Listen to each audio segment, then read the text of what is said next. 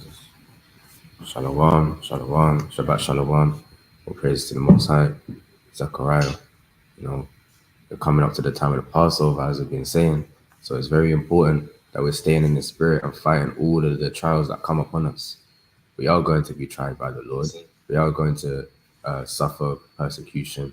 We are going to go through all types of things, new things, different things we may never experienced before. And these are the things that we have to be not unaware of. We have to know these things. Let's get Job 23, verse 10.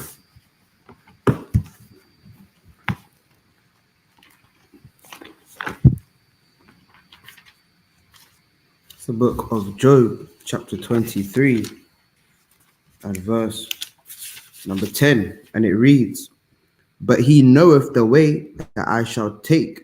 But he knoweth the way that I take. When he hath tried me, I shall come forth as gold. Right. The Lord said that when we are tried, we shall come forth as gold. So we are tried so that we can be a more fine, more polished, more refined unto the Most High. That certain iniquities that we have in us, which may be like doubt or something, or fear, those things can be purged from us. And in order for us to conquer fears, we've got to face those fears. That's why the Most High put us in situations where we have to be confident and we have to be faithful in the Most High. Shalom, Most High willing, everyone's enduring. Purging out the living, leading up to the Passover, dying daily. Let's start in Acts chapter 13, verse 14.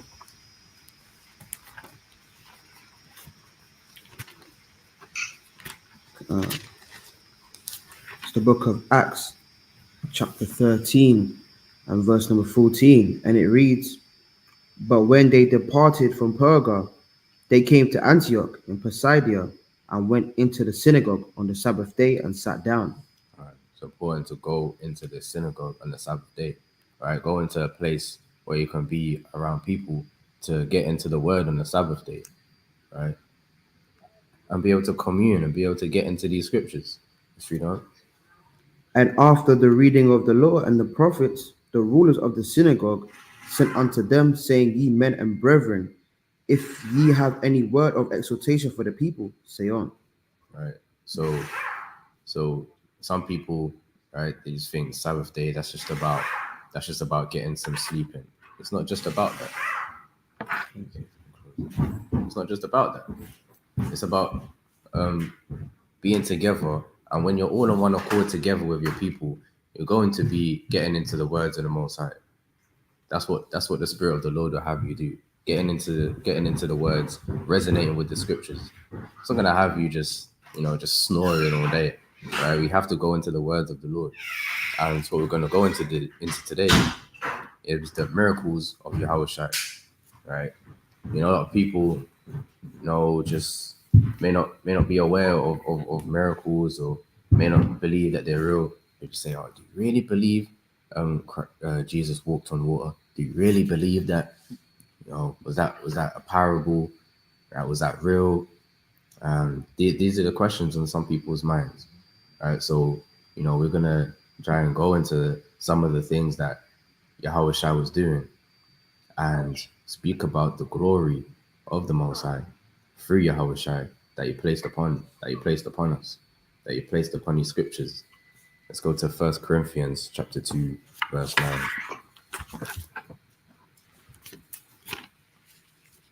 The book of 1 Corinthians, chapter 2, and verse number 9, and it reads, "But as it is written, I have not seen, nor ear heard, neither have entered into the heart of man the things which God hath prepared for them that love Him." All right, so miracles goes.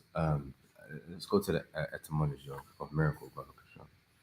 Miracles are things that you wouldn't have perceived, you wouldn't have believed with your carnal eyes, right, to actually happen. But when you see it, that's it's proof, it's evidence when you actually see it happen. Go on. So this is miracle on the etymology of miracle, it says a wondrous work of God. It says miracle, story of a miracle, miracle play, object of wonder, marvelous event caused by God. So from Mirari, it says to wonder, marvel, and be astonished. So when something's a miracle, something that you wonder at it, you're looking at it, you're thinking about it. So thinking how on earth, literally, how on earth could this have happened? This could only have happened by the works of the Most High, because this is not something that's in a carnal man's power. It's not something you might see, someone that's on a low level being able to do. This must be the works of the Most High. So there's works of the Most High that are done, and every work that is of the Most High that we take for granted, like man being created, right, from the dust of the ground, right? These are wondrous works of the Most High. Right? We don't know how we don't do it. Esau can't make man out of the dust of the ground. These are wondrous works of the Lord. These are miracles. So the scriptures show us that the Most High is based upon miracles. Let's get Hebrews chapter 1 and then start at verse 1. This is the book of Hebrews chapter 1 and verse number 1. And it reads, God, who at sundry times and in diverse manners spake in time past unto the fathers by the prophets, having these last days spoken unto us by his Son, whom he hath appointed heir of all things, by whom also he made the worlds. All right, so the world, so all the things that are created by the Most High. Right? They're not created by, they weren't just there.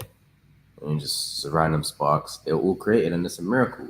How the earth was created, how the moon, the sun, the stars, how we can breathe, how our organs are, how we have reproductive systems and digestive systems and all of that. All of these things being able to come together, all of that is a miracle. We don't make our bodies work. We don't make ourselves able to wake up in the mornings. All of that is a miracle by the Most High. But man doesn't perceive it, right? This is something that is all according to the Lord's doing. Let's get Hebrews chapter 11 as well, verse 1. The book of Hebrews chapter 11 and verse number 1. And it reads, now faith is the substance of things hoped for, the evidence of things not seen. Down to verse 3. For by it the elders obtained a good report. Through faith we understand that the worlds were framed by the word of God. Right, so the worlds were framed. So the worlds were framed when Yahawashi was ordained to make the world, and everything that is in the earth and everything that is in the firmament was made by Hashem Mashak Yahawashi. And all of that, if Yahawashi has made that and it's made by Yahawashi, how could it be something that is imperceivable that Yahawashi, when he's on the earth, is going to do miracles when he made all of these things in the first place? Right, the things that we have, he's formed these things. So it's a light thing for him to come and walk on the water that he made. Right, let's read on. Verse 3, I'll read it from the top. Through faith we understand that the worlds were framed by the word of God, Which is Yahawashi. Go on. So that things which are seen were not made of things which do appear. Right, so the things that are seen are not made of things that are seen. The things that we see are made of things that we don't see. And that's a miracle. Because when you go into miracle, that word mirror, right, is also where you get the word mirage from. It's also where you get, in Spanish, the word look is mirror as well. Right, so when certain things you're not able to perceive, right, with your eyes, and it's made from things that you never would have known before. Like a table is made of things that you can't see. It's made of molecules and particles and whatever that you can't see. But it's come together to form things that are, right? All of these things are miracles of the Most High, right? Esau can't make a table from molecules and put them together, and or make a tree from molecules. Gets molecules and then makes his own trees. You can't do that, man. You can't make his own human from the dust of the ground. You can't make his own things. So certain things are only by the works and of the Most High. right? And it's by Hashem HaMashiach Yahawashi for real. That's why it says the worlds were framed by the word of God. It says through faith we understand that. Because if you don't understand how the world was made, then you're not going to understand faith, because faith is how the world was made. It was made through faith, because it was made from things that you can't physically see until things that we have that are physically seen. That's the same as faith. Faith, you believe in something that you don't have right in front of you, you don't physically see, but it's going to be physically seen in the end, and you hope for that. So that's what our faith is, and that's what Yahawashi came to make sure that we have. And it's important that we know these things, because there's a lot to Yahawashi. It's not Christ. Yeah, Christ, he kept the law. That's what you're saying. That Christ. What do you know about Christ? He kept the law. He didn't sin. Yeah, he's gonna come back and enslave people. Okay, what was he like? What did he do? Oh yeah, he's gonna. Yeah, he told the woman, and he called the woman a dog. Right? It's like, yeah, what else? Like, what did Christ do? Like, oh yeah, yeah, he's an austere man. Like, come on, man. He's what? Come on, man. There's more to Christ, and you have to know about our Lord, right? So we're gonna go into it. Let's go to Matthew chapter 16.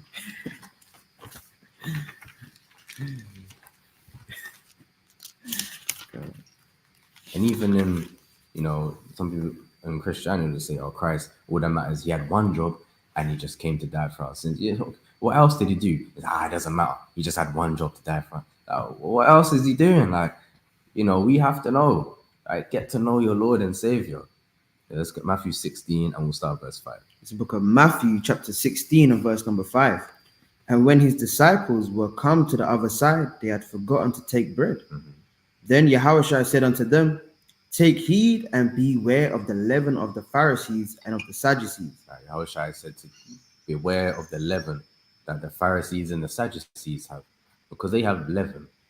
So coming up to this Passover, we have to make sure we don't have leaven within us, because even the Pharisees and the Sadducees, they had leaven within them, right? And the leaven that was within them wasn't yeast, right? The leaven within them was a wickedness that they had within them. Yahawashi said to beware of that. And we have to be aware that we don't have the type of leaven that they might have. We need to be purged of our leaven. We don't want to be accounted as what Yahawashi had rebuked and been against. Okay? No. Let's read on. Okay. Verse 7. And they reasoned among themselves, saying, it is because we have taken no bread. Right, so they didn't really understand the saying. So what's he talking about? As many times the disciples said, what's he talking about, man? It's deep, man. Right? So if the disciples, they thought what Yahawashi was saying is deep, what makes you think, you're just going to easily... No, it takes some time to get into, right? You have to really study and slow down. Let's read on. Verse 8. When Yahawashi perceived, he said unto them, O ye little of faith, why reason ye among yourselves, because ye have brought no bread? Right. Yahawashi is about to perform a miracle, and he's speaking about their faith. Right. It's important to have faith. Right. Yes, we have to keep the laws, but at the end of the day, if you don't have faith, you're not gonna be able to make it. Right. This truth and Yahawashi, you can't just say law. He came to let us know how important faith is. And this is not something that should be ignored. It's not something, you're just trying to combat, everyone else, and you don't have any faith for yourself. We have to have faith in order to be saved. Okay? Yeah, let's go Luke 17 and 5 quick. Because on that point as well, faith is important. You know what I'm saying? Faith and works. You know what I'm saying? It's like you read in Hebrews where, Abraham showed his faith through his works. Right? But just a point in that, putting a faith in it. It's Luke chapter 17, verse 5. And the apostles said unto the Lord, increase our faith. Right. So just on that point, if the apostles are asking, they're asking Yahawashi to what kind of faith did they have? And they're asking for, you know what I'm saying? They're asking for an increase in that. Me and Brother King was speaking about. That's a different level of faith you got, and then want more of that, but can't. What was it, verse 8? Verse 8. Come back to Matthew 16 and verse 8. Which when Yahawashi perceived, he said unto them, O ye little of faith, why reason ye among yourselves, because ye have brought no bread? All right, because why are you worrying about bread? Right? It's just physical bread, right? Why are you worrying about how much bread there is? I remember Yahawashi just came off fasting for 40 days, and then they're worrying about, oh no, where's the bread? Where's the bread? What are we gonna do? Right? Yahawashi, increase your faith. And that's what people say when it comes to, you got a lot of like in the last days, they're saying, no, there's not going to be any bread around. There's going to be a famine. What we're going to do? How we're going to have to stock up. We're going to have to pile up food and we're going to have to pile up drinks. What we're going to do? Now we're going to have to go to Costco and buy out Costco and hide it in the underground in the houses. What we're going to do? Brother, in Luke 17, you have to ask the Lord to increase your faith. Right? Because in those days, you don't know what's going to come upon you. You don't know what your lot is going to be. So, at the end of the day, once you have faith, you're going to be provided for. That's what Matthew 6 is telling you. Right? But seek first the kingdom of Yahweh and his righteousness, and all things shall be added unto you. If you don't have that, then you're not going to have anything added unto you. Because you can pile up your riches and it can just be taken away because, that's your lot.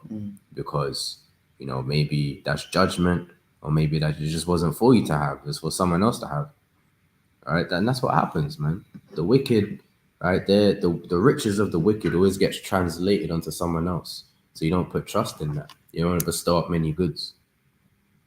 All right, let's read on verse 9. Come on, verse 9.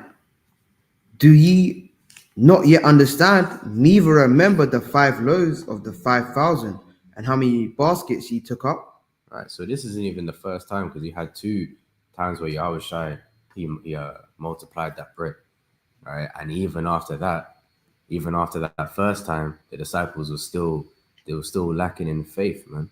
Right? They needed their faith increase. That's why Yahawashi had to do it a second time. Neither the 7 loaves of the 4,000, and how many baskets ye took up. All right, let's get John chapter 6 verse 5 real quick. It's the book of John, chapter 6 and verse 5. And it reads, When Yahawashi then lifted up his eyes and saw a great company come unto him, he saith unto Philip, Whence shall we buy bread, that these may eat? And this he said to prove him, for he himself knew what he would do. Philip answered him, 200 pennyworth of bread is not sufficient for them, that every one of them may take a little.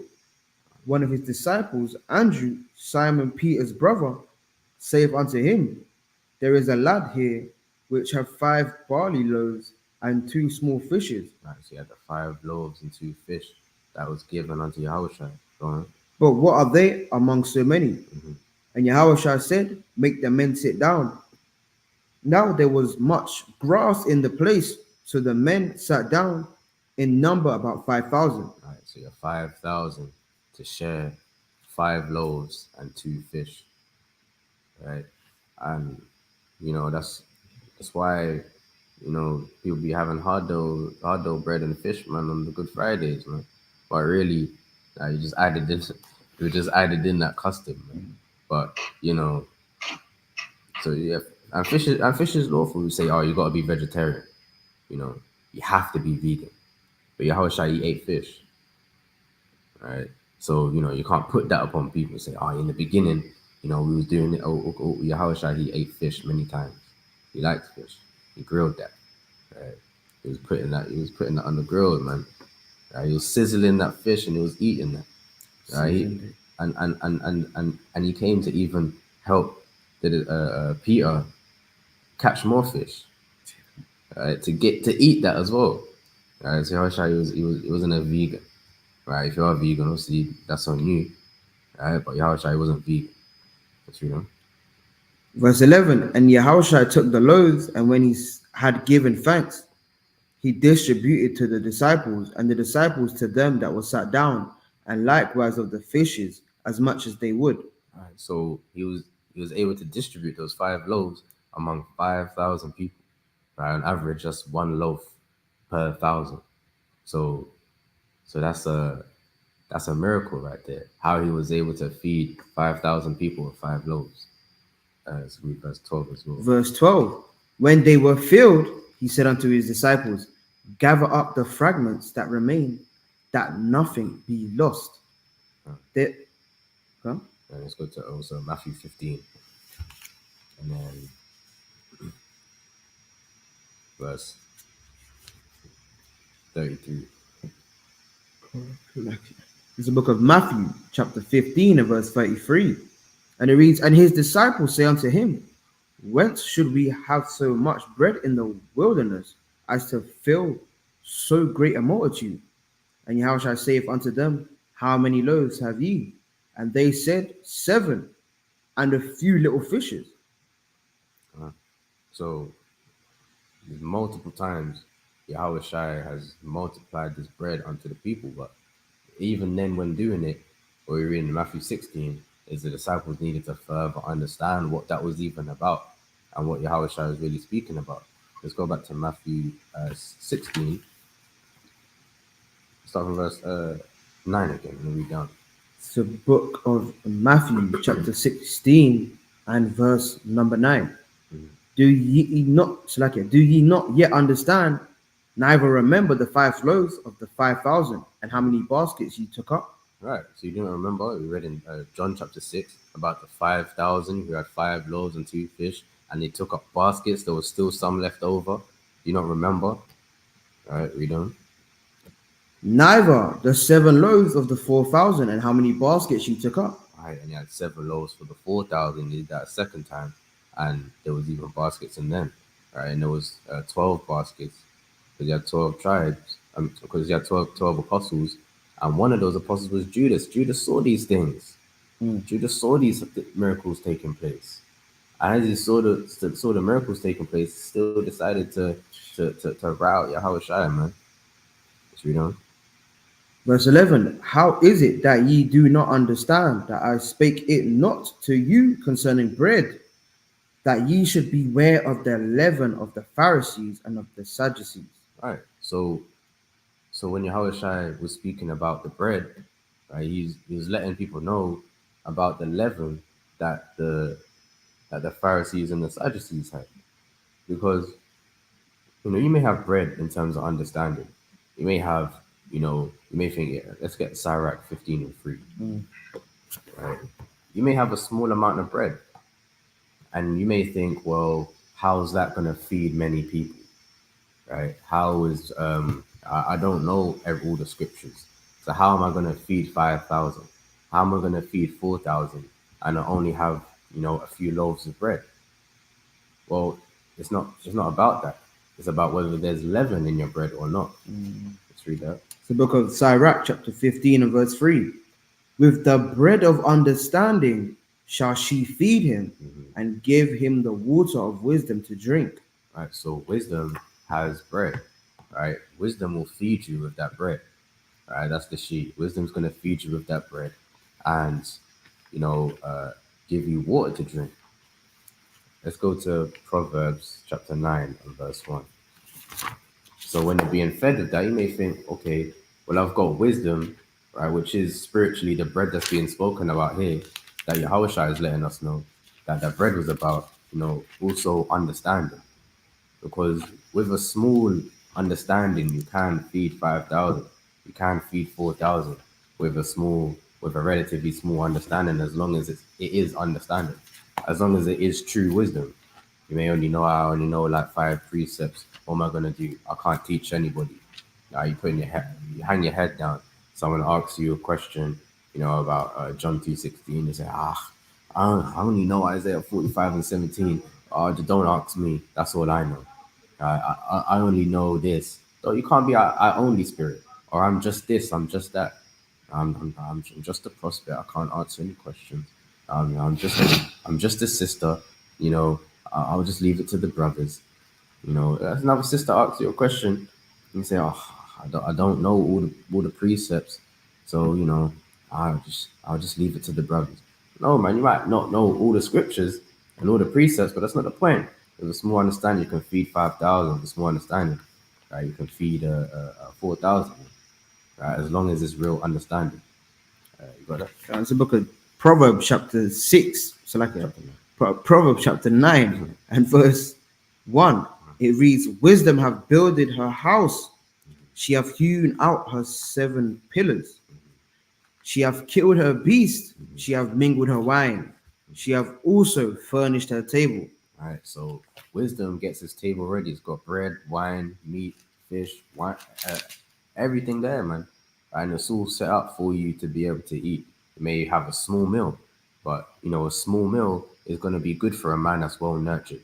Right? You're not going to need, you're acting like you haven't eaten before. You just came out of prison. You just had prison food all day. Now you just got out. Now you just scoffing all the food down. All right, but if you're well nurtured, meaning you have that little wisdom, you know, that understanding that you've got, and you're just using that and you're using that, right? Over time, you're gonna be filled. You might not have to have, you know, everything on your plate. Have a free a 3-course meal. You may just have simple food every day, but you're filled. As long as you're filled and you're nourished, that's what matters. You don't have to be 100 kilograms, right, to be filled. Right? You can be, you know, slim and still be healthy. So you may be slim and you're healthy, meaning relatively, you know, you got like a less of an understanding, but you're still healthy. You got your health intact. Whereas you got some people, they got leaven, right? They're eating a lot, but they're eating a madness that they shouldn't be eating on top of that, right? And they're big. So would you rather be slim and healthy, or large and, you know, unhealthy? You rather be slim and healthy than large and unhealthy. So it's better to have a smaller understanding with righteousness than a larger understanding with leaven in it, with unrighteousness and evil doctrines. Let's go to John chapter 6 and verse 27.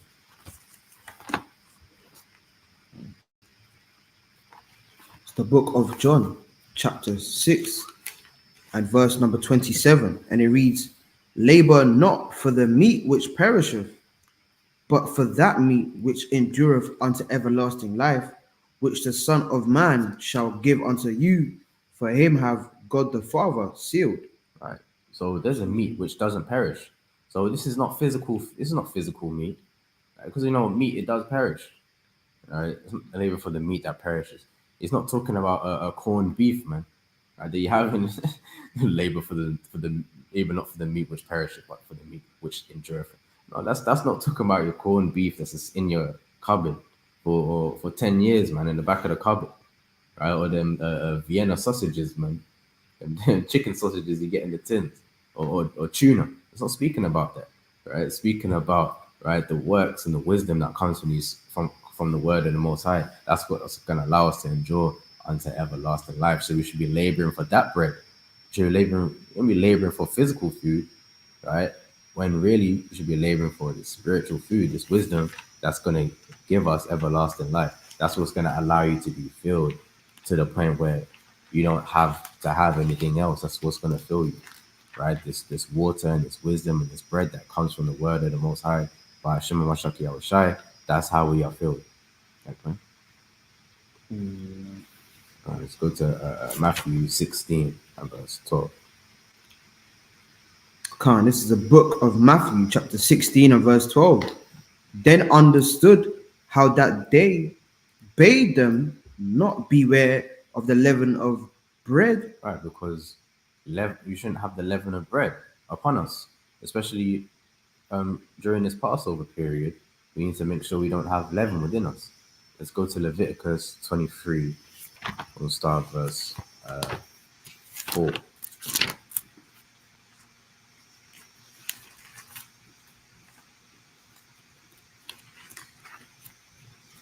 The book of Leviticus, chapter 23 and verse 4.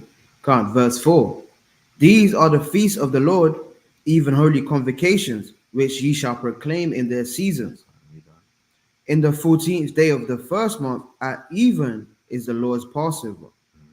And on the 15th day of the same month is the feast of unleavened bread.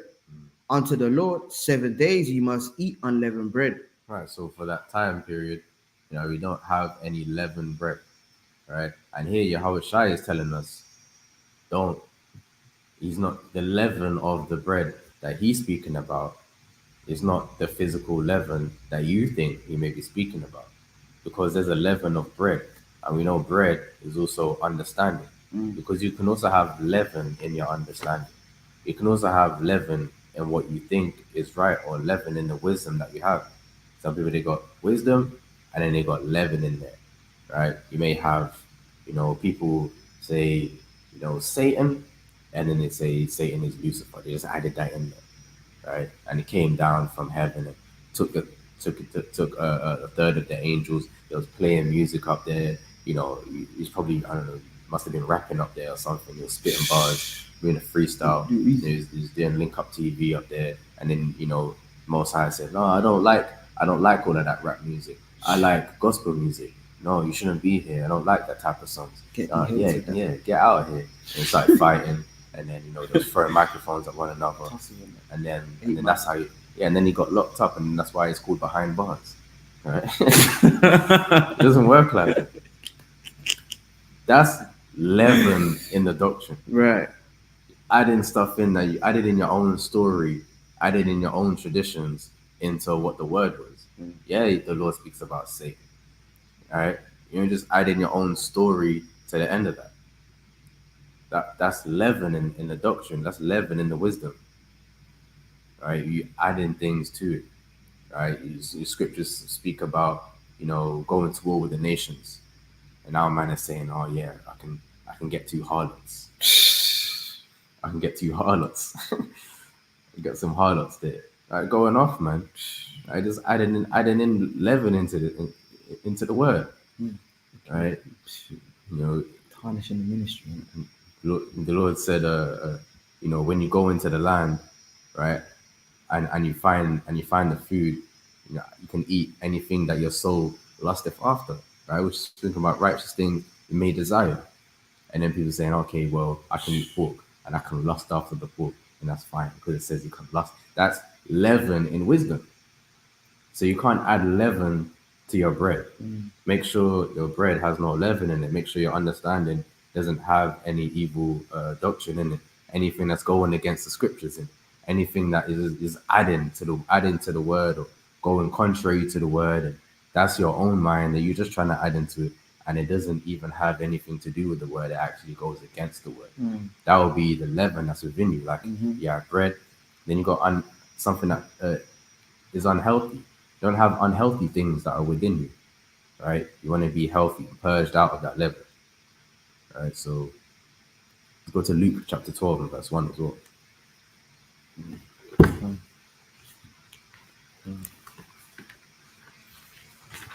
It's the book of Luke chapter 12 and verse number 1.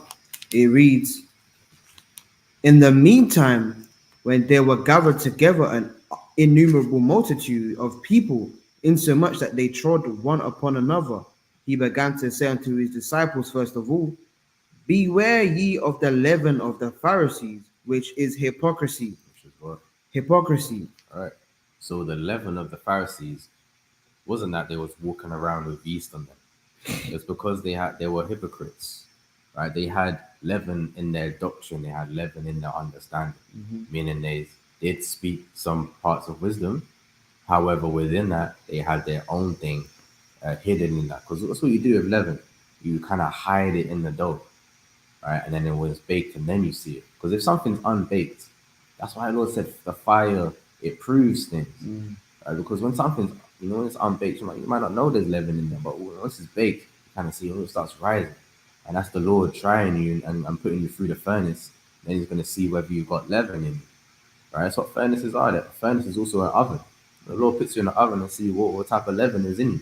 And you can see whether you're puffed up or not, whether you're proud, whether you've got wickedness in there. It's going to be shown when you go through that furnace. When you go through trials, you're going to see that leaven just puffing you up, man, because you're going to start drawing on it for all the type of situations you're in. And you start using it, and then it's going to be seen. Like, why did you do that? Oh, because I thought, you thought you could do this, you thought you could do that. So you can't have hypocrisy within us. So you have things within you which you believe you can go contrary to the words of the Most High. As long as no one's around, yeah, I can do this. I can break the Sabbath as long as no one's around. The scripture does say just don't, you shouldn't offend men. Right? So as long as I'm not offending anybody, then it's fine, right? Or I can eat whatever I want, because it says in Romans 14, don't 1 Corinthians 8 and 10, in chapter 10, don't eat, with offense. So I say I'll eat pork just when everyone else is in here, then I'll eat, right? Or I'll get drunk when everyone else is around. I'll smoke weed, at home. You can't do that. That would be hypocrisy. You're adding that in the doctrine, and you're saying, "Oh, where in the Bible say I can't smoke and stuff like that." Where in the Bible It's not in the law. Where in the Bible say that I can't hold another man's wife's hand. It says sit not in her arms. It didn't say I can't, just stroke her hand. So I can just do that, right? So you can't just add things in to your own understanding. Right? No, but just like the same thing you were saying, like you have that with Saul, right? He started doing things. No one told him to do anything. He just started making up something. Okay, now we've got sacrifice. Just started making up things, man, and that led to him losing the spirit. So I just wanted to touch on that point. Yeah, and that's how a little leaven can leaven a whole lump. You've got that small understanding. If you're not watching that, trying to get it outside, you're gonna end up using that in situations. You're gonna end up going off and end up sinning the things that you shouldn't have sinned in the first place, right? So you don't want to have that leaven within us. I've got a point as well. Let's go for Samuel 15 and verse 23. Because really, that's just rebellion. The moment you want to, okay, the Lord said this. The Bible says, like you said, don't hold hands with sit with another woman's wife. Paraphrasing the verse. You say you'll sit opposite her. You know what I'm saying? You just try to make a way to just do what you want to do, man. Right? Let's read that. It's 1 Samuel chapter 15, verse 23. For rebellion is as the sin of witchcraft, and stubbornness is as iniquity and idolatry, because thou hast rejected the word of the Lord. He hath also rejected thee from being king. Right. So you see that once you start rebelling against the Most High, you're a witch, man. Right? You're a witch. You're a wizard. You're a warlock. You're a legion. You know what I'm saying? Right? And then you're stubborn in the way you think and you see the scriptures. Oh no, it doesn't say that. Right? Adultery is not really adultery. You're just making up stuff that to suit your doctrine, man. But can't you got it? All right, go back to Matthew 16 and finish verse 12. It's the book of Matthew, chapter 16 and verse number 12, and it reads, "Then understood they how that he bade them not beware of the leaven of bread, but of the doctrine of the Pharisees and of the Sadducees." Right, so it's their doctrine that had leaven in it, because they were teaching grievous things. They were telling people to do things, and giving people extra stuff to do, extra work, extra burdens, and they weren't even, the things that they were teaching was going against the laws, man. It's get that in Mark chapter 7. And I want verse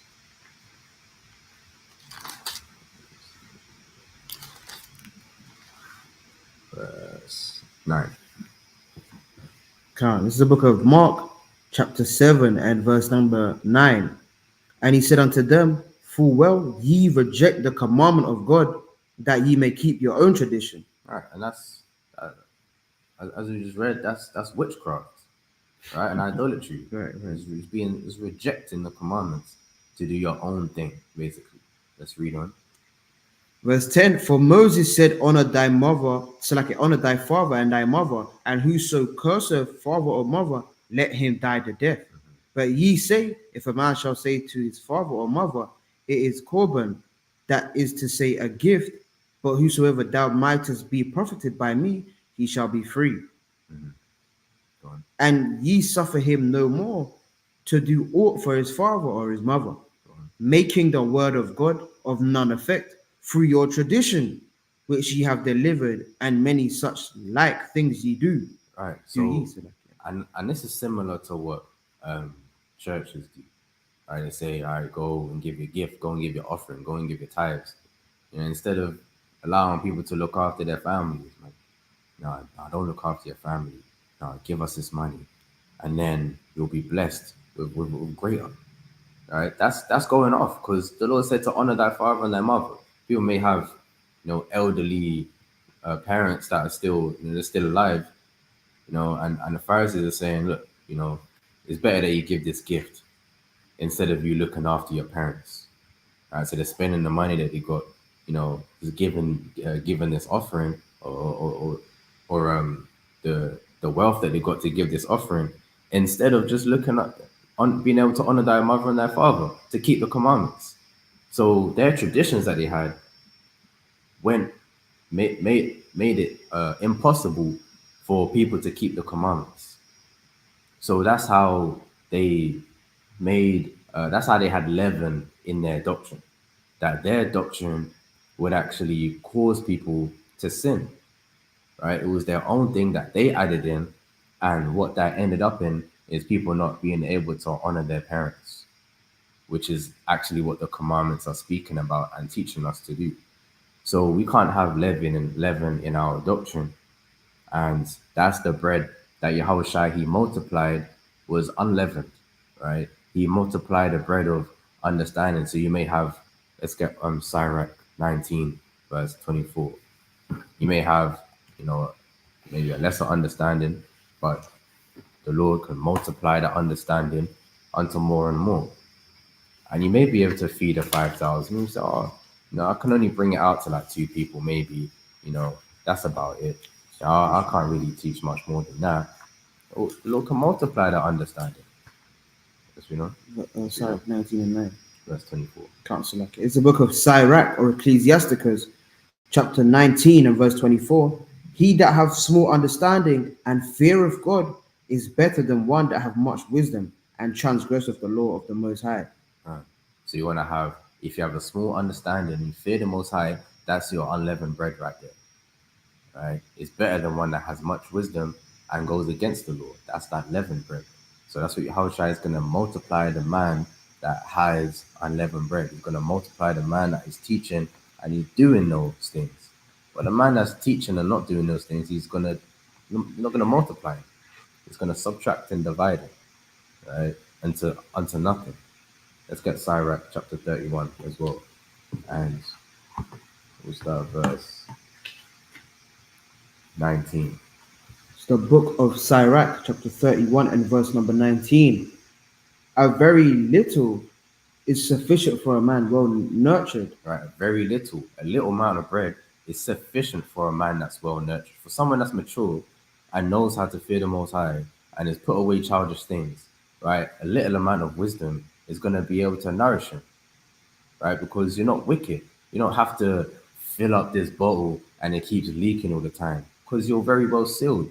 All the wisdom that you receive, you keep it retained within you because you're sincere enough that you actually want to do these things and understand what the scriptures are saying. So your bottle is actually sealed. But to someone who's wicked, right, they want to get all of the wisdom and all the breakdowns more. But at the end of the day, if you want more, it goes out as well, man. Right? So you're trying to eat, while you just fast metabolism, it just goes out again. As opposed to the person who's well nurtured, he only has a small amount of wisdom.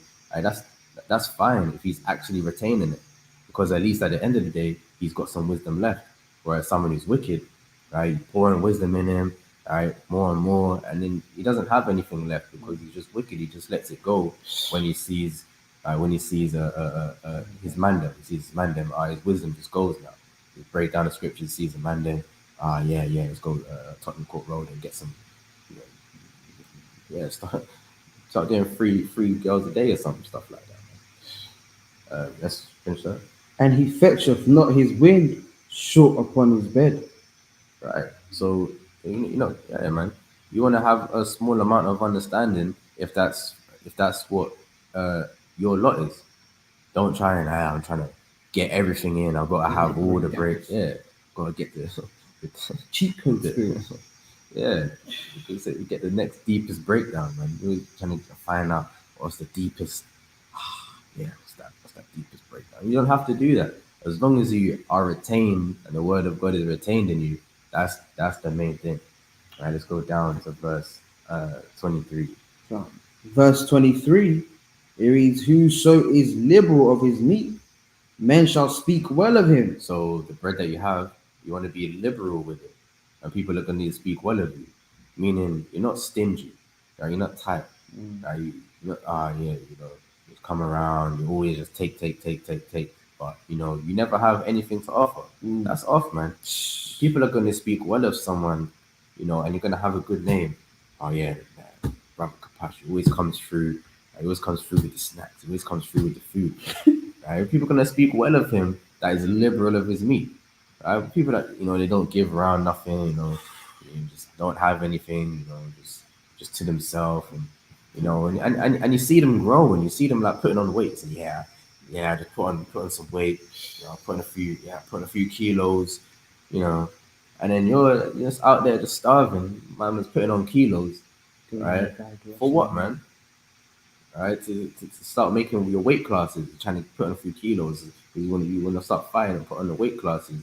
But these times, your brother, he's going down in weight, man. Right, because you're struggling financially. You want to be liberal of your meat, man. You're free. You freely give. You freely give food. You freely give what you have. But really, you want to be free with the understanding that you have. You want to be liberal of your meat, liberal of your understanding that you have. That you share your understanding with others, and men are going to speak well because this person is always trying to help me out. He's always trying to give counsel, right, where it's needed, or in due season. He's trying to give counsel, as opposed to someone just seeing, I see that guy, he's kind of off there. I ain't going to chat to him still. Just let him do his thing. Right? People are going to speak well of you if you're helping people out. Did you finish that word? It says, I'll read it again. Whoso is liberal of his meat, men shall speak well of him, and the report of his good housekeeping will be believed. Right. So, if someone is freely giving of his food, then you're gonna know that this person has order.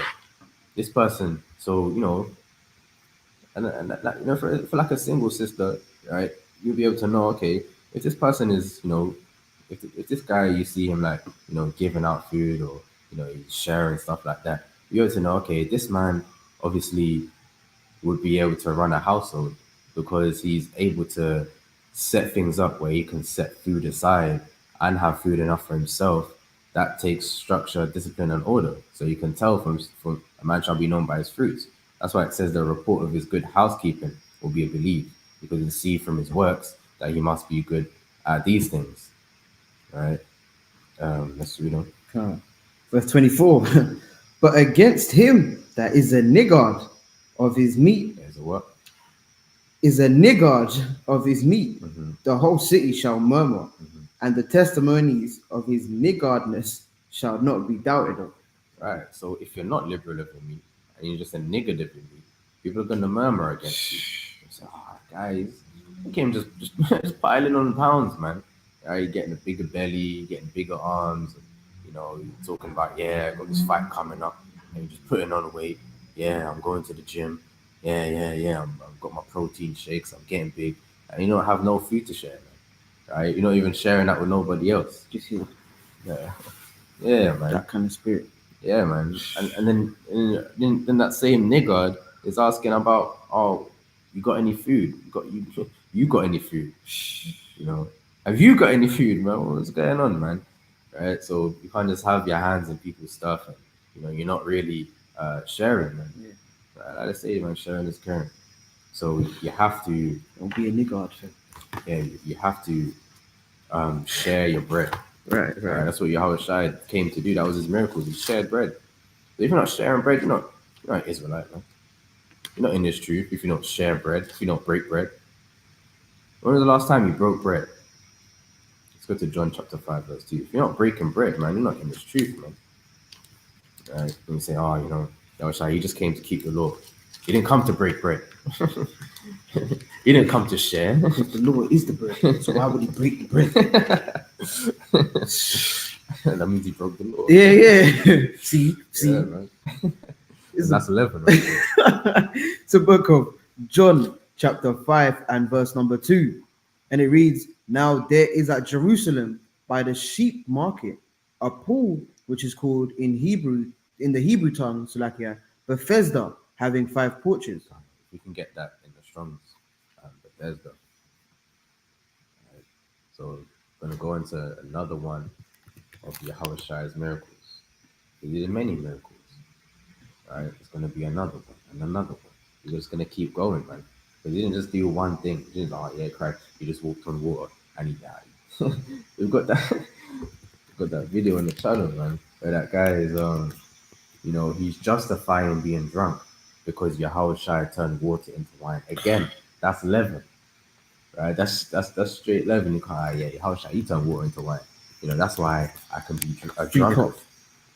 You can't just be a drunkard because Yahawashi turned water into wine. Right? You can't just have 2 harlots there. You can't be a whoremonger, man. I got 2 harlots there. You gotta do that, man. Yeah, right? Yeah. So I want Bethesda. Okay. Yeah. Time. Okay, time as well. Strong's G 964. Bethesda. Bethesda. So its biblical usage is it says Bethesda is house of mercy or flowing water. All right, so they named this pool after mercy. Right? They call this like a place of mercy. This is where the Lord had mercy upon the people. All right, so let's see how the Lord applied that mercy upon the people. Let's get a verse 3. Let's read that one. It's going to go into. Okay, come. This is John chapter 5 and verse number 3. And it reads, in these lay a great multitude of impotent folk, of blind, halt, withered, waiting for the moving of the water. Right, so there was a great amount of people that, you know, had some form of, you know, disability, and they were waiting at this water at the place of mercy because they wanted to receive mercy from the Lord. And let's read verse 4 as well. Verse 4, for an angel went down at a certain season into the pool and troubled the water. Whosoever then first, after the troubling of the water, stepped in, was made whole of whatsoever disease he had. Right. And this was real, man. He had that. Even today, you've got certain waters. People say, yeah, you go down to this. I don't know if it was Dr. Savour or something, or someone said if you go down to this water in Honduras, right, it's going to cure you. You drink that water, it's going to purify you. There's people that say that now, even nowadays, man. So how much so, right, in Jerusalem, how much so in the kingdom, man? You're going to have water that's going to purify you. Let's go to Luke chapter 4, verse 18. Because Yahawashi had many jobs, he had many roles and responsibilities that he came to do. He didn't just come to rebuke the Pharisees. He had work to do, man. It's the book of Luke chapter 4 and verse number 18. The Spirit of the Lord is upon me, because he have anointed me to preach the gospel to the poor. He have sent me to heal the brokenhearted, to preach deliverance to the captives, and recovering of sight to the blind, to set at liberty them that are bruised, to preach the acceptable year of the Lord. Right. That's exactly what he's doing here. Right. So let's go back to John 5. Right. Yahawashi came to heal those who were under these infirmities and under these disabilities. That's what he came to do, and help those people, because he was compassionate upon those, and he came to relieve them from what the physicians couldn't do, from what man on the earth couldn't do. He came to, through faith, deliver them from those things. Go on. It's the book of John. Is it? Or Matthew? John. It's the book of John chapter 5 and verse number 11. Right? John 5 verse 5. Salakia. John 5 and verse 5. And it reads, and a certain man was there which had an infirmity 38 years. When Yahawashi saw him lie and knew that he had been now a long time in that case, he saith unto him, will thou be made whole? So you had that for 38 years. Right? He had this particular infirmity, which we'll go into what that is. Right? 38 years he was dealing with it.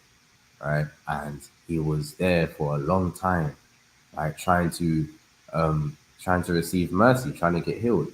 Because as you see in verse 4, it says, whoever stepped in first was healed. So if you didn't step in that first, when the water was troubled by the angel, then you wouldn't have been healed. Yet through the desire and the faith that he had, he stayed and abided by that pool just to have an opportunity to get healed. Right? And Yahawashi is asking, do you want to be made whole? Wilt thou be made whole? Meaning, is it your will to be made whole? Is that your desire? Right? Is that what you want? Right? You have to ask him to make sure. Is that what you want? Is this really where your faith is at? Right? Let's get Jeremiah chapter 9, verse 23.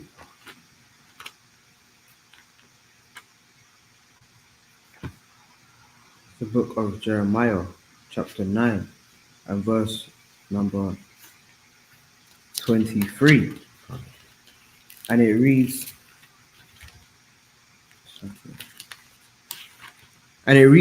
thus saith the Lord, let not the wise man glory in his wisdom, neither let the mighty man glory in his might, let not the rich man glory in his riches. Right? Because remember, you have to have faith. Don't just think because you have riches, because you have wisdom, because you have these, you have a state in the world that you're now going to be, that's it. You're good. You don't glory in that. There's one thing that we glory in, and we have to glory in the Lord. Don't glory in yourself and the things that you have. Yeah, I'm glorying in that guy because he's always dressed nice, and he's always got the sunglasses, always looks good. Yeah, that guy. Yeah, man. You don't glory in those things, right? Glory in one thing. Let's read verse 24. Verse 24. But let him that glorieth, Salakia. Salakia, let me read it again.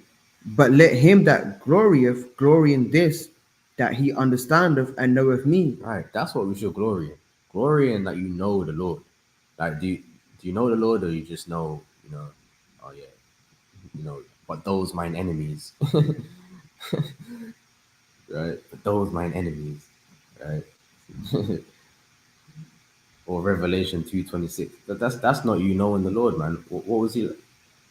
You're saying, oh, he was a hard man. He was also compassionate upon the people of Israel, upon our people, right? And he went through many tribulations in order to serve us, right? So glory in that. Glory in knowing the Lord. Don't glory in how many precepts you remember. Don't glory in, how much riches you have. Don't glory in, how many children you have. Don't glory in, who wears the flyest clothes. Don't glory in, how long your hair is, or you're glorying in how long your beard is, how shiny it is, or you glory in whatever, man. Glory that you know the Lord. That's what you should be happy about, man. The only thing that you should be happy, you should be gassed, you should be excited about is that you know and understand the Lord. That should just make you excited, man. You know the Lord. I know what he's like. You're understanding, you're getting close to him. That's what you should know and understand. Go on. That I am the Lord which exercise loving kindness. Right, loving kindness. Because if you know the Lord, you're going to know that he exercises loving kindness.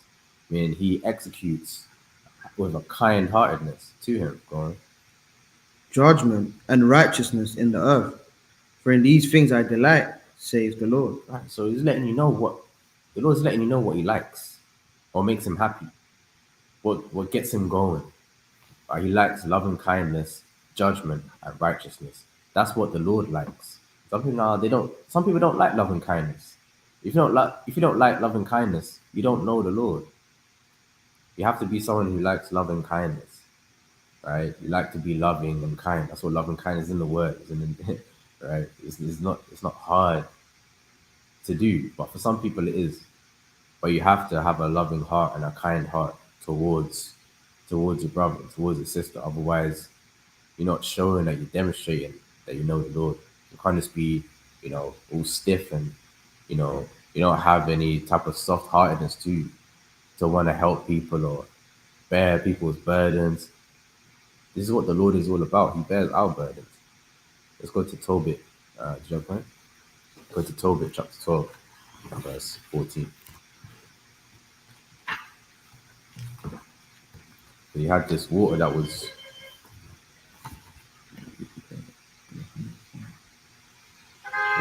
Because there's a girl from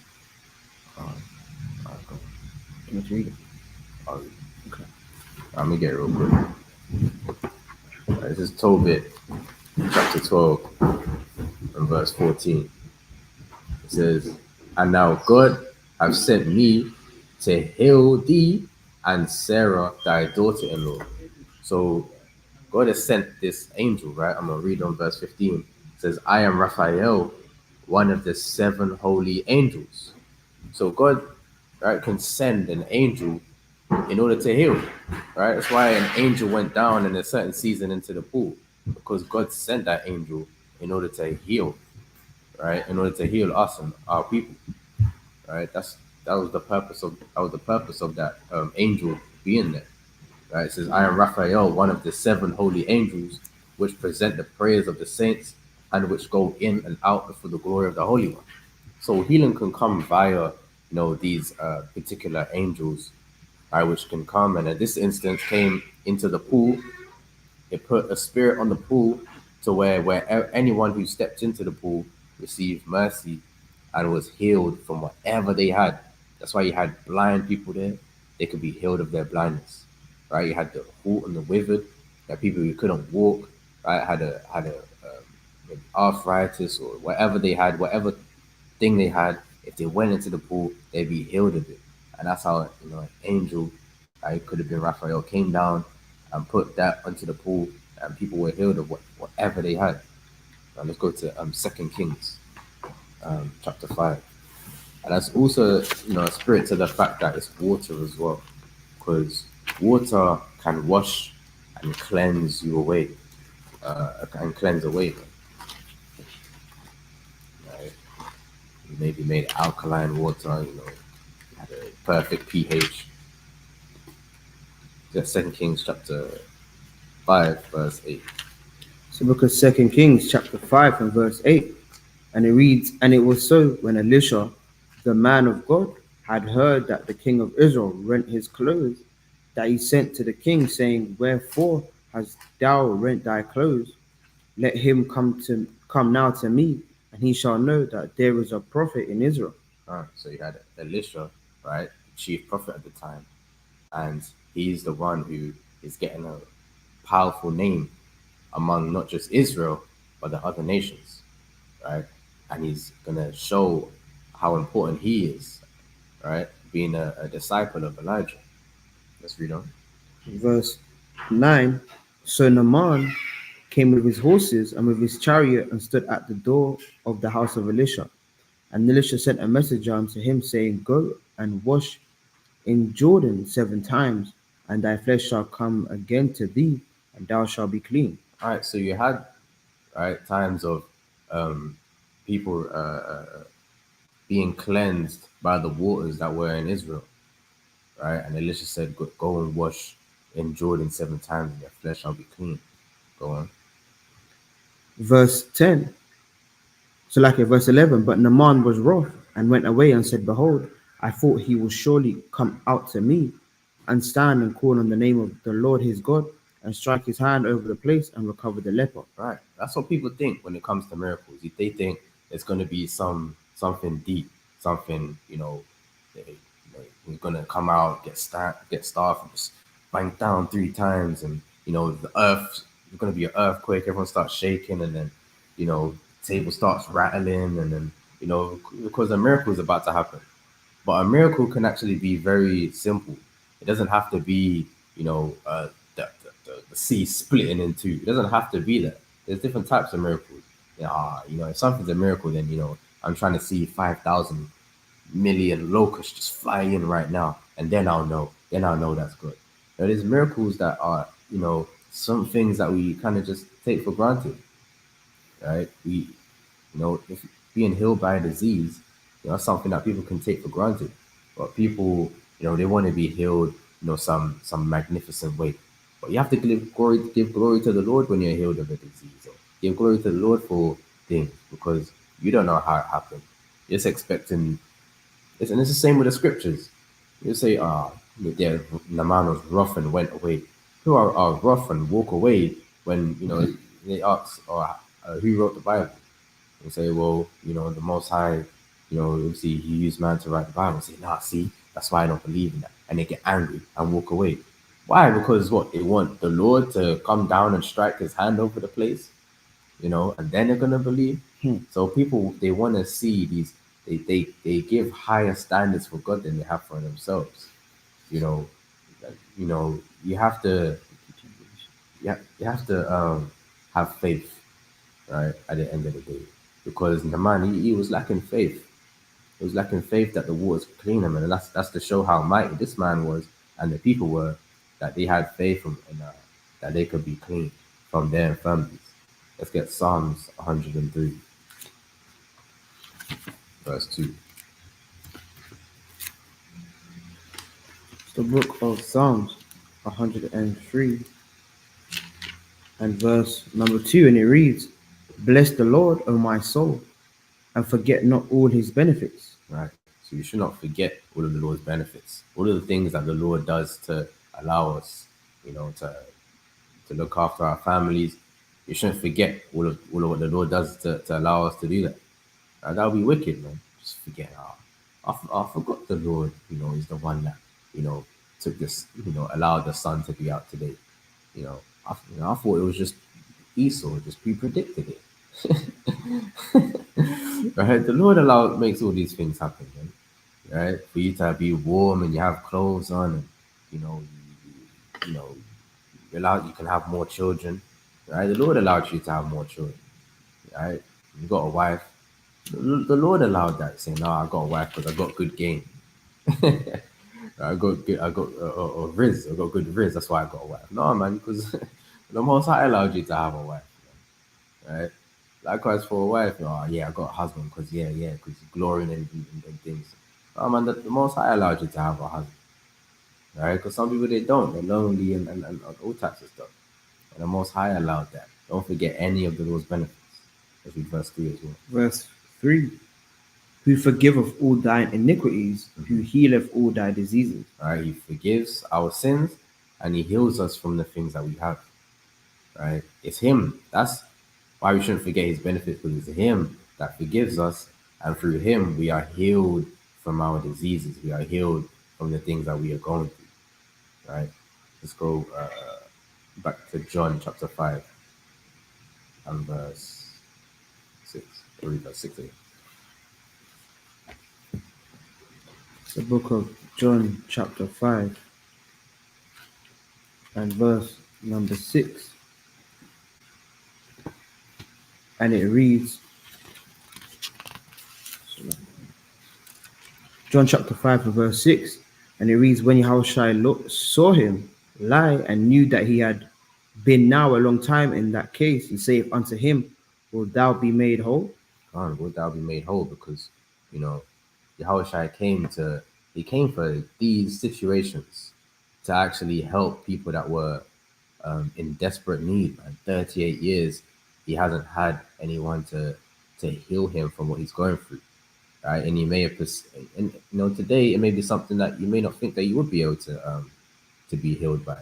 Maybe something that you think, I'll never get this off me, or I'll never be able to fix this, or I'll never be able to be cleansed from this. You may think that. Let's get Isaiah 53 and verse 4. It's exactly what he came to do. He came for the men that are dealing with a lot, that the world would say, "Now we can't deal with that." It's the book of Isaiah 53 and verse 4. Surely he have borne our griefs and carried our sorrows. Yet we did esteem him stricken and smitten of God and afflicted. Right. He came to bear our griefs. He came to carry the sorrows, because that's what these people had. They had griefs and they had sorrows that they were dealing with. Being blind is not, no one really rejoices in that. No one really desires to be blind, right? That's a grief, and you can't see. That's a grief. Yahawashi came to bear that. Right? He came for them, man.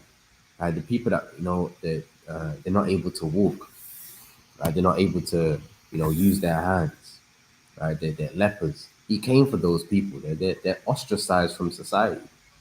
People just wanted to ignore them, act like they don't exist. Just like people you may see in the street, people just ignore them, act like they don't exist.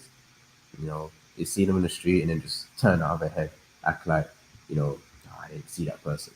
Right? Just like when we were teaching at camp, man, people just just turn that way.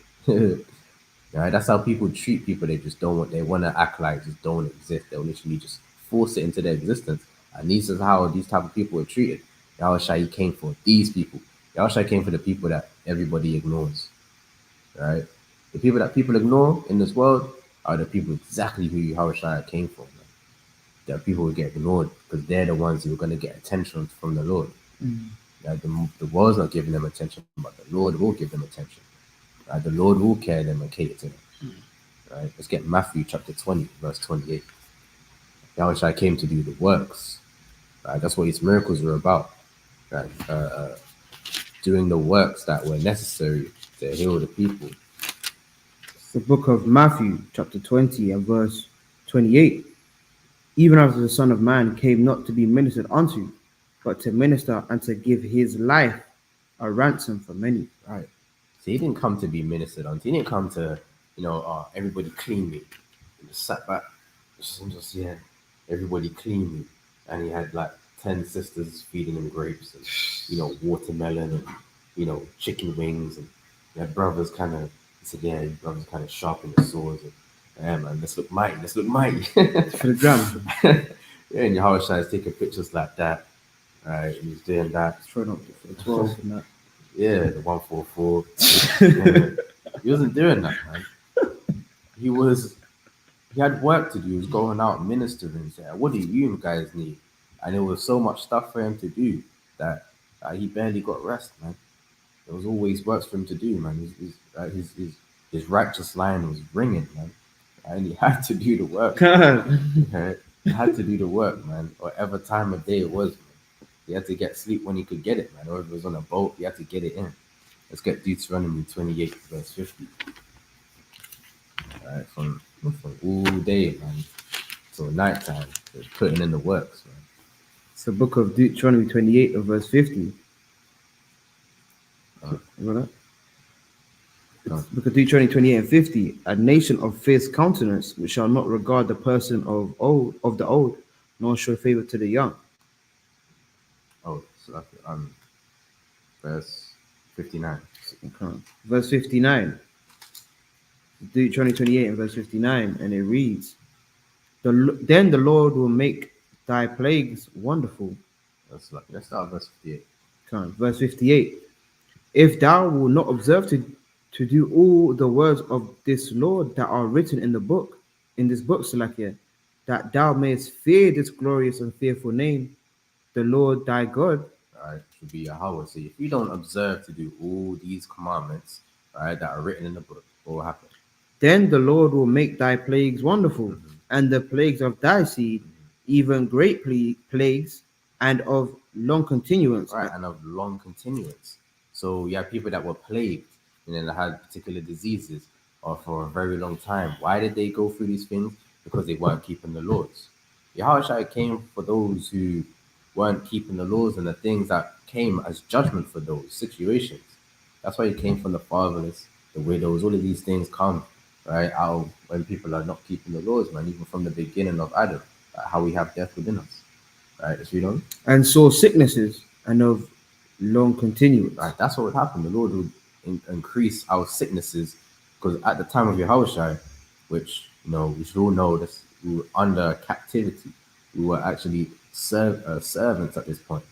Yahawashi, he wasn't. You should. Why was he not king? Why was King Herod king? Because Yahawashi was a slave to the Roman Empire, really and truly, right? And that's where he came, just like his brothers were. He didn't come as King Herod's bro. He was walking around King Herod. Yeah, man. He wasn't buddy with King Herod, man. He came lowly for his people. He came for the people that no one wants to speak to, right? Who were ignored, that were on the streets, that were trying to get healed, that were broken, man, physically, that were diseased. Why? Because our people broke the commandments. We were put into slavery. And then for that reason, it's not just slavery that we receive, it's diseases. And that's why you see a lot of our people got many diseases today, right? Like you've got the diabetes, right? You've got prostate cancers, right? You've got many diseases that people are going through that's specific to them, and specific to our people. Sickle cell, you've got disease that's specific to our people, right? And sicknesses that last a very, very long time. Let's read verse 60 as well. Verse 60. Moreover, he will bring upon thee all the diseases of Egypt, which thou was afraid of, and they shall cleave unto thee. All right, go on. Also every sickness and every plague which is not written in the book of this law, them will the Lord bring upon thee until thou be destroyed. Right, and that's why we had smallpox, right, and all diseases Zika. which, Zika. yeah, Ebola, HIV, what's the other one? There was another one, right, which was rampant, but the smallpox, especially in a time of when the Native Americans were still around and living, flourishing, and the Europeans came over, and all of these diseases that came and just supposedly killed off these people, man. So all of these diseases that have been around is a result of the curses being upon us. That's why we went through these things. Yeah, Europeans, when they came over, they were dirty, and that obviously brought forth the disease. But the Lord didn't say how the disease will come. He just said it will come. Yeah, it came because the guys don't wash and they got rats on the boat and they're just nasty and they don't clean themselves. They're stinking on the boats. But let's read verse. Come. That's it. Let's get Wisdom of Solomon, chapter 16, verse 12. So these diseases were upon the Israelites at that time. Yahawashi came to cure those people from those things because they and he would make sure that they had a mind that they had really repented for what they was going through. The book of Wisdom of Solomon, chapter 16 and verse 12.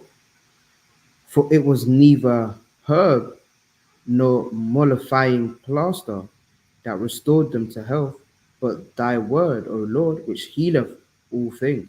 Right, so the word, right, Yahawashi, which healeth all things. Right, so you don't put faith in the herbs, or the herbs healed me. Right, it was that lemon and ginger, that's why I'm better. You don't put faith in the plaster, you don't put faith in your bandage wounds. You don't put faith in anyone but the Lord.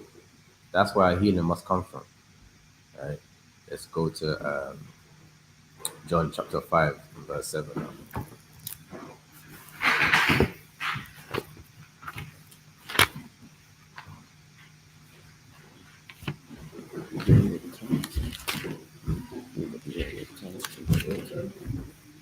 The book of John chapter 5 and verse 7. And it reads, the impotent man answered him, Sir, I have no man when the water is troubled to put me into the pool, but while I am coming, another steppeth down before me. Let's read down. Let's finish it. Verse 8, Yahawashi saith unto him, Rise, take up thy bed and walk. And immediately the man was made whole and took up his bed and walked on, and walked, and on the same day was the Sabbath. Right. So Yahawashi, he asked him, he wanted to know that he had faith. And once he had faith, he got up and he walked, right? And he was able to be made whole. So we have to make sure that we have faith, because everything that Yahawashi came to do, he came to do for those who have faith. If you don't have faith, you're not going to be able to receive the miracles of the Lord. How are you going to receive a miracle and you have no faith? When faith is how we get these, is how we receive these miracles and are able to perceive them. So that's what it's all about, right? So we're gonna have to close out there. Praise to the Most High. Most High willing, everyone has a mighty end and rest of the Sabbath day. And as always, right, remember to purge out the leaven before the Passover. No evil doctrines, no going off, no wickedness. Right, just making sure, even if you have a small understanding, you're keeping the commandments, you're teaching people so, and have faith. Right, without faith we will not be saved. Without faith we will not be justified. Right, without faith we are nothing. Without faith this world will not be made. Without faith Yahawashi cannot come and do anything for us. So we have to have faith that even as this man was healed from his infirmity after 38 years, we can be healed from whatever we're going through faith.